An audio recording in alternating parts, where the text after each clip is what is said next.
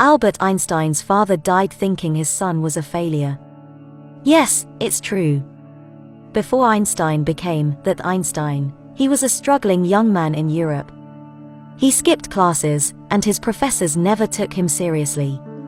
Moreover, Einstein never performed spectacularly in school. He did so poorly that he nearly decided to drop out and just sell life insurance. Things got worse when he got into college. His carefree attitude towards conventional learning offended his professors. Hermann Minkowski, his mathematics professor, used to call Albert Einstein a lazy dog. Interestingly, Minkowski spent his later life developing a geometric representation of Einstein's special theory of relativity. Because of his poor reputation as a graduate student, Einstein failed to secure a job.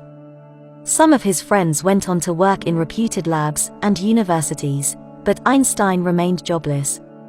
He also started tutoring school children, but his students could not score good grades because Einstein always went too far. He always believed in the application of knowledge rather than cramming of mathematical formulae and scientific concepts. This was something not practiced by the schools. To make matters worse, Einstein also suffered emotionally. He lost his father and, a few weeks later, his newborn daughter. This loss devastated the young and jobless Einstein. His failures destroyed his confidence, and he had nowhere to go. To support his family, Einstein reluctantly took the job of a third-class patent clerk in Switzerland. He had never thought he would end up at a place like this. But nature had some other plans for this genius. At the patent office, Einstein would quickly complete his work and spend the rest of his time thinking about some of the unsolved problems of physics.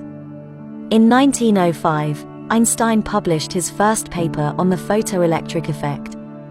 He had thought that this paper would bring him to the limelight. But the scientific community completely ignored this paper that came from a patent clerk. Interestingly, 16 years later, Einstein was awarded the Nobel Prize for Physics to research the photoelectric effect. Einstein then turned his focus on the microscopic world. His second paper explained Brownian motion, which later led reluctant physicists to accept the existence of atoms.